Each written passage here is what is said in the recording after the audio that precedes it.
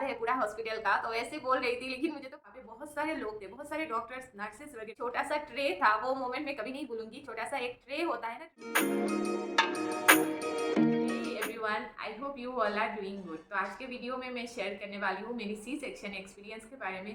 किसी ने मुझे पूछा था कि आप अपने सी सेक्शन एक्सपीरियंस के बारे में बताइए, कैसे मतलब सी सेक्शन हुआ और कुछ कॉम्प्लिकेशंस क्या थे और क्या क्या एक्सपीरियंस आपको है, वही आपके साथ शेयर कीजिए। तो आज मैं वही आपके साथ शेयर करने वाली हूँ। तो मेरी प्रेगनेंसी जर्नी पूरा अच्छी थी। पूरा प्रेगनेंसी के 8 मंथ तक मुझे कोई कॉम्प्लिकेशन नहीं थे। हाँ, 1 से 3 मंथ तक जो मतलब कुछ प्रॉब्लम्स वगैरह होते हैं, जैसे नोशिया, वॉमिटिंग और मॉर्निंग सिकनेस जिसको बोलते हैं, वो तो था। लेकिन मुझे बाकी कुछ प्रॉब्लम्स वगैरह नहीं थे। तो क्या हुआ, 8 मंथ तक आते आते मेरे बेबी का वेट थोड़ा सा लूज होना शुरू हो गया था। तो हमें तो बहुत ज़्यादा चिंता हुई। तो मैम ने बोला कि नहीं, ऐसा कुछ नहीं है।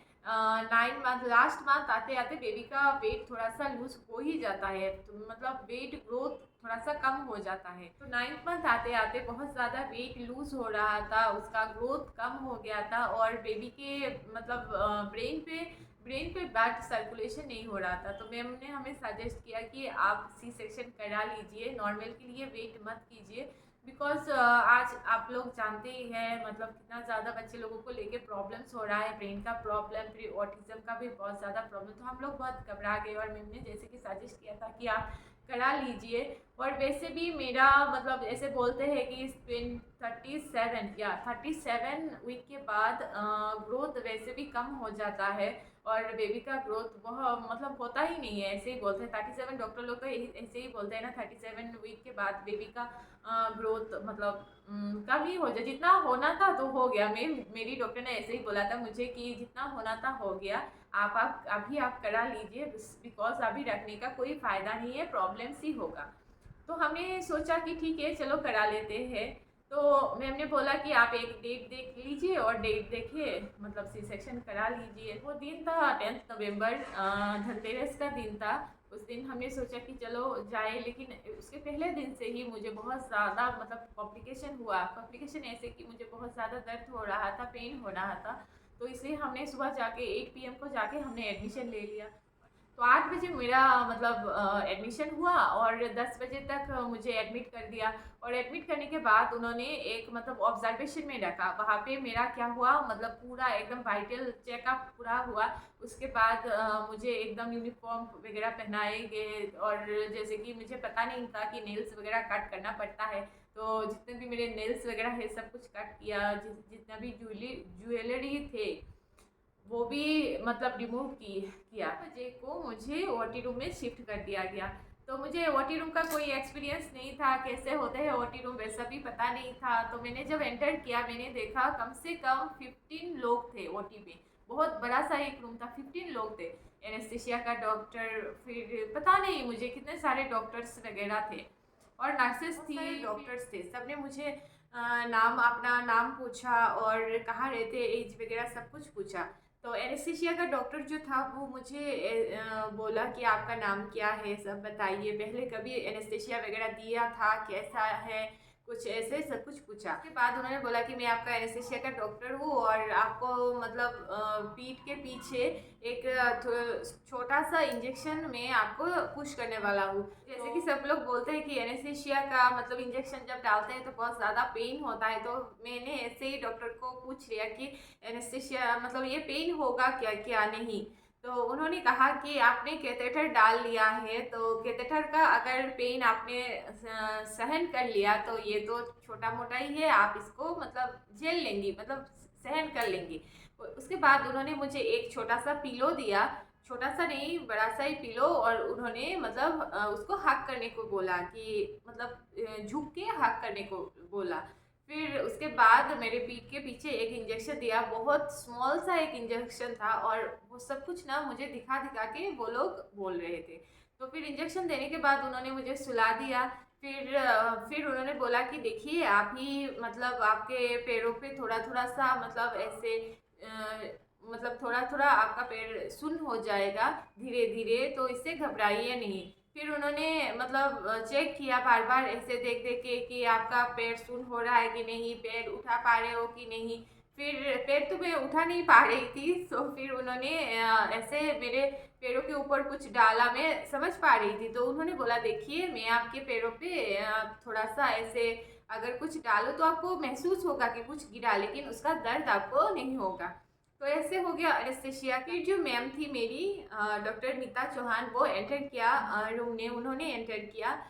तो एंटर करने के बाद उन्होंने बोला, ऐसे ही बोलते कैसे हो, क्या चाहिए, हाल चाल है, ऐसे पूछा। फिर उन्होंने बोला कि एकदम खुश रहो, नर्वस मत हो, नहीं तो बीपी बढ़ जाएगा। तो उसके बाद उन्होंने मतलब क्या हुआ मुझे पता नहीं, एक्चुअली मैं हनुमान चालीसा पाठ कर रही थी, बहुत ज़्यादा नर्वस थी। हाँ नर्वस तो थी, ऐसे कोई एक्सपीरियंस नहीं है। तो उसके बाद मतलब यूँ हो गया कुछ, मुझे एनेस्थीसिया का इतना दर्द वगैरह भी नहीं हुआ। तो इतना जल्दी हो गया, मतलब 5 मिनट के अंदर मैम ने बोला कि कॉन्ग्रेचुलेशन सुष्मिता, आपको बेटा हुआ है, ऐसे। तो उसके बाद मतलब मैं तो पहले घबरा गई, बिकॉज बच्चे के रोने की आवाज़ नहीं आ रही थी। मैम के बोलने के फिर 2-3 मिनट के बाद उसका आवाज़ सुनाई दिया मुझे। तो दिखाया बेबी को, बहुत मतलब एक छोटा सा ट्रे था, वो मोमेंट मैं कभी नहीं भूलूंगी। छोटा सा एक ट्रे होता है ना, ट्रे में लाके उन्होंने दिखाया था, एकदम ऐसे पड़ा हुआ था। तो मैंने ऐसे ही देखा। फिर उनको उसको लेके चले गए, फिर उसको क्लीन वगैरह करके, फिर कपड़े वगैरह डाल के, फिर आके फिर मुझे दिखाया उन लोगों ने। तो ये एक बहुत ज़्यादा मतलब एक वो एक्सपीरियंस ना, मतलब बताने का नहीं है, मतलब बहुत ज़्यादा स्पेशल एक्सपीरियंस है ये। मतलब जो फील करता है ना वही बोल सकता है, इतना मतलब स्पेशल था एक्सपीरियंस। उसके बाद बेबी को लेके चले गए वो लोग, और मैं थी वॉटी पे। उन्होंने स्टिच वगैरह किया, मुझे कुछ मतलब कुछ समझ नहीं आया, स्टिच वगैरह किया, अराउंड हाफ आवर्स में सब कुछ मेरा हो गया। उसके बाद मुझे एक इमरजेंसी वार्ड में शिफ्ट किया, वहाँ पे मुझे सेलाइन वगैरह डाले थे। फिर एक पेन किलर का एक छोटा सा सेलाइन आता है, उसको भी डाला, तो मुझे पेन वगैरह कुछ नहीं हुआ। फिर एनेस्थेशिया का भी मुझे पैर पूरा सुन्न हो गया था, तो वो भी मुझे इतना महसूस नहीं हो रहा था। तो उसके बाद ओटी में मुझे कुछ टाइम रखा है, वैसे तो ओटी में 2 आवर्स के लिए रखते हैं, लेकिन मेरा मतलब क्या हुआ, ओटी में मुझे मुझे रूम नहीं दिया गया था। मैंने किसी वीडियो पे आपके साथ शेयर किया था कि मुझे रूम नहीं दे रहे थे। तो ये एक प्रॉब्लम हुआ कि मुझे 6 और 7 आवर्स के बाद मुझे फिर से मतलब रूम में शिफ्ट किया। तो उसके बाद मतलब पूरा जो रात थी बस ऐसे ही गुजर गई, इतना मतलब दर्द वगैरह मुझे नहीं हुआ। दर्द कब हुआ, तो दर्द हुआ दूसरे दिन मतलब एक और प्रॉब्लम हुआ जो मैं आपके साथ शेयर करना चाहती हूँ। तो दूसरा एक प्रॉब्लम है जिसके बारे में मैं शेयर करने वाली थी। वैसे तो मुझे सब कुछ एकदम परफेक्ट था, लेकिन जब भी मुझे इमरजेंसी वार्ड में शिफ्ट किया गया उसके बाद मुझे बहुत ज़्यादा इचनेस हो रही थी। वैसे तो मैं हिल नहीं पा रही थी पूरा सीधे एकदम, मतलब सर के नीचे पिलो भी नहीं था, लेकिन इतना ज़्यादा इचीनेस हो रहा था मुझे कि मैं बोल नहीं पा रही थी। तो मैंने नर्सेस को बोला, बार बार बोला, तो उस टाइम क्या हुआ, इतना ज़्यादा मेडिसिन वगैरह दे दिए थे मुझे कि मुझे और मतलब मेडिसिन वो देना नहीं चाह रहे थे। तो उन लोगों ने बोला ठीक है चल रहा है ऐसे। बाद में मुझे बोला कि आपका इतना सारा मेडिसिन चल रहा था, इतना सारा मतलब इंजेक्शन वगैरह दे दिया, तो आप पे मतलब कोई मेडिसिन हमने नहीं दिया। तो वो मुझे बहुत ज़्यादा मतलब सहन करना पड़ा उस टाइम, इचीनेस। एक तो आप हिल नहीं पा रहे हो, उसके बाद पूरा एकदम इचीनेस हो रहा था। तो पूरा रात मुझे ऐसे इचीनेस की प्रॉब्लम हुई। फिर जब सुबह 4 बज रहे थे, जब एनेस्थीसिया का पूरा एकदम जा रहा था, उसके बाद मुझे थोड़ा थोड़ा हल्का हल्का दर्द हो शुरू हुआ। फिर मैंने नर्सेस को बोला कि आप मतलब कोई पेन किलर का दे दीजिए, नहीं तो मुझे थोड़ा दर्द हो रहा है। तो उन्होंने मतलब बोला कि आपका पेन किलर ऑलरेडी चल रहा है। तो मुझे इतना ज़्यादा तो दर्द नहीं है, लेकिन हाँ हल्का हल्का दर्द हो रहा था। तो उसके बाद दूसरे दिन 9 बजे तक जब मुझे नर्सेस आई और मुझे उठाने की कोशिश की, उठा के बिठाने की कोशिश किया, तो वो मुझे बहुत ज़्यादा एक मतलब उसका मतलब मैं बात नहीं कर पाऊंगी, इतना ज़्यादा दर्द हुआ, इतना ज़्यादा पूरे मतलब प्रेगनेंसी में और मतलब ऑपरेशन के दौरान भी, ओटी के दौरान भी मुझे इतना ज़्यादा दर्द नहीं हुआ। जब मतलब चलने चलने के टाइम मुझे दर्द हुआ, तो क्या करें, चलना पड़ता है थोड़ा सा, मतलब कोई कोई करके थोड़ा सा चल लिया, लेकिन इतना चलना काफ़ी नहीं है। फिर मैम आई और मैम ने देखा और उन्हें बोला कि चलो एक चक्कर लगा के आते हैं पूरा हॉस्पिटल का। तो ऐसे बोल रही थी, लेकिन मुझे तो खड़ा ही नहीं हुआ जा रहा था। तो उसके बाद उन्होंने क्या किया, मुझे चलाने के लिए, मैं तो चल नहीं रही थी, तो उन्होंने क्या किया, कैथेटर खोल दिया। कैथेटर खोलने के बाद भी मैं जब नहीं चल रही थी, उसके बाद उन्होंने क्या किया, एक मतलब एक सलाइन वगैरह दे दिया था। सलाइन से मुझे इतना ज़्यादा मतलब यूरिन यूरिन मतलब यूरिन का प्रेशर आया कि मैं उठी, और ये करके ना मुझे मतलब 2 घंटे में 3 बार उठना पड़ा सिर्फ टॉयलेट जाने के लिए। तो ये एक फ़नी एक्सपीरियंस है, यही मैं बोलूँगी। तो दूसरे दिन मुझे बहुत ज़्यादा पेन हुआ चलने के टाइम। तो ये पेन ना इतना ज़्यादा था कि हमने डिसाइड कर लिया था कि हमें दूसरे दिन रूम छोड़ना था, कि हम रूम नहीं छोड़ेंगे, बिकॉज़ मेरी हालत बहुत ज़्यादा ख़राब थी।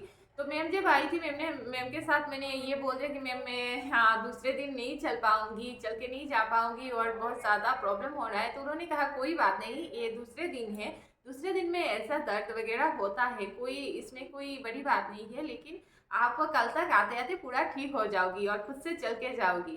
फिर दूसरा दिन तीसरा दिन आया, फिर तीसरे दिन मैं खुद से उठी, उठ के चलना शुरू किया, फिर वॉक किया, सब कुछ किया। तो इतना दर्द नहीं, एकदम फिट हो गई थी मैं। उसके बाद इवनिंग को हमने मतलब घर चले आए, और मेरे बेबी को मैंने खुद से उठाया और उठा के लेके मैं घर आई हूँ। तो ये एक बहुत ज़्यादा अच्छा एक्सपीरियंस है। मैंने आपको अपना सी सेक्शन एक्सपीरियंस आपके साथ शेयर किया, Cloud9 हॉस्पिटल में मेरा कैसा मतलब फैसिलिटीज़ थे, सब कुछ शेयर किया। आई होप आपको अच्छा लगे। एक्चुअली ना सी सेक्शन सब कुछ मतलब सब लोग बहुत ज़्यादा स्केयर है, सी सेक्शन कैसे होगा, मतलब बहुत ज़्यादा मतलब डर जाते हैं सी सेक्शन को सुन के, लेकिन इतना भी मतलब बड़ा सा कोई नहीं है। सब कुछ हो जाता है। हाँ, दूसरे दिन कभी कभार नॉर्मल में क्या होता है, आपको पहले दर्द होता है और सी सेक्शन में आपको दूसरे दिन होता है। दर्द तो आपको झेलना ही पड़ेगा, कुछ पाने के लिए कुछ खोना तो पड़ता ही है, लेकिन वो जो मतलब डिलीवरी के बाद जो आप अपने बेबी का फेस देखते हो ना, तो सब कुछ मतलब वो मतलब एकदम सब कुछ चला जाता है, यही बोलूँगी। तो गाइज मैंने अपना सी सेक्शन एक्सपीरियंस आपके साथ शेयर किया, आई होप आपको अच्छा लगेगा। बहुत ज़्यादा एक स्पेशल मोमेंट है मेरी लाइफ का ये। तो आई होप आपको अच्छा लगेगा। अगर आपको अच्छा लगे तो आप लाइक कीजिए, शेयर कीजिए, सब्सक्राइब कीजिए ज़रूर। और मैं ऐसे ही आपके साथ प्रेगनेंसी रिलेटेड वीडियो लाने की कोशिश करूंगी, ताकि आपको भी कुछ हेल्प मिल जाए। तो आज मैंने आपके साथ मेरा सी सेक्शन एक्सपीरियंस शेयर किया। एक्चुअली बहुत लोग बहुत ज़्यादा डर जाते हैं सी सेक्शन सुन के। एक्चुअली कुछ नहीं, नॉर्मल में आपको पहले ज़्यादा पेन होता है और सी सेक्शन में आपको बाद में। तो इतना तो मुझे अभी तो मेरा 3 मंथ हो गया मतलब सी सेक्शन। उसके बाद बहुत सारे लोग ऐसे भी बोलते हैं कि सी सेक्शन के बाद आपको बहुत ज़्यादा प्रॉब्लम फेस करना पड़ेगा, ये करना पड़ेगा, लेकिन मेरा ऐसा तो कुछ नहीं हुआ। हाँ, कुछ दिन मुझे रेस्ट करना पड़ा, लेकिन हाँ सी सेक्शन के तीसरे दिन तक मैंने अपने बेबी को गोदी में लेके घर आई हूँ। तो डॉक्टर ने मुझे इतना ही बोला कि वेट वगैरह ज़्यादा नहीं उठाए, जितना आपका बेबी का वेट बढ़ रहा है उतना ही आप वेट उठाए। तो मुझे तो इतना प्रॉब्लम नहीं हुआ, सब कुछ अच्छे से ही हो गया। तो अगर आप मॉम टू बी है और आप मतलब सी सेक्शन डॉक्टर ने सजेस्ट किया है आपको, तो घबराए नहीं। डॉक्टर है, कुछ मतलब समझ के कुछ बूझ के उन्होंने आपको बोला होगा, तो इतना घबराने की कुछ नहीं है। बस यूँ हो जाता है, बस कुछ पलों की बात है, बस हो ही जाएगा आपको, मतलब इतना डरने की ज़रूरत नहीं है। तो गाइस मिलते हैं किसी दूसरे वीडियो में, किसी दूसरे प्रेगनेंसी रिलेटेड वीडियो में, ट्रैवल ब्लॉग में और किसी दूसरे स्पेशल वाले ब्लॉग में। तो आई होप आपको मेरा वीडियो पसंद आए, और अगर पसंद आए तो subscribe, like and share. And thank you guys, thank you.